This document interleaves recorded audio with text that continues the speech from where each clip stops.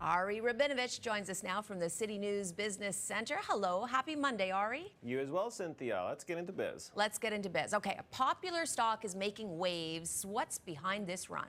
Well, it looks like it's happening all over again. We did talk about this a few weeks ago, the so-called meme stocks in a rally, and it always seems to get sparked by something that happens online outside of stock market platforms. So one of the biggest names in the so-called meme stock trends of the past few years posted a photo today online showing his cards, so to speak, which sparked a rally for stocks like GameStop, which surged more than 25% on Wall Street. AMC was also up by more than 11. Now, the photo, which was updated after the closing bell, shows that Keith Gill, aka Roaring Kitty, one of the main players in the meme stock trend, owns 120,000 call options as well as stock, which combined are now valued at roughly $290 million.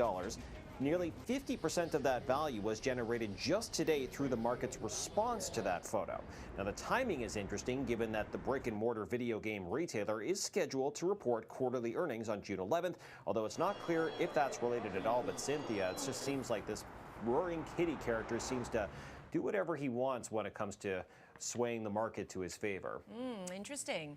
Now, music and audio lovers, Ari, are soon going to be paying more to access their favorite tunes and podcasts. Surprise, surprise. Well, certainly Roaring Kitty can now afford the upgrade to the subscription fees for Spotify, Cynthia. So yes, the streaming giant will begin raising prices for its main subscription tiers. Now, I should mention that this is so far just in the U.S.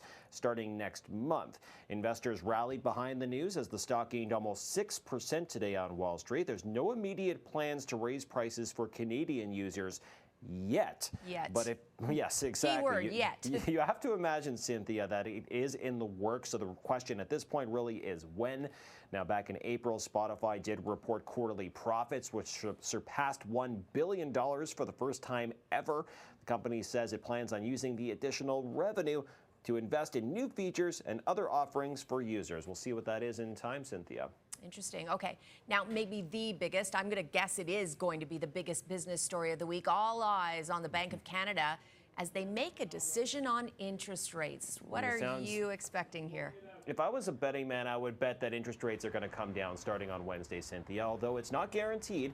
But the likelihood is definitely in favor of those with variable rate mortgages, for example, who would see their monthly payments go down if that was the case. So yes, on Wednesday, the Bank of Canada is scheduled to make a monetary policy announcement. And what does that mean? Well, that's when we find out if interest rates will come down or not. But after on Friday, when Statistics Canada reported gross domestic product reports, which came in weaker than expected, signaling Canada's economy is shrinking more so than originally thought, you have to imagine the Bank of Canada is much more likely to bring those rates down. And now analysts are saying it's an 80% chance that this will happen versus a 60% chance before that GDP data came out. So we'll see on Friday, Cynthia, but if it's not going to be on, or rather on Wednesday.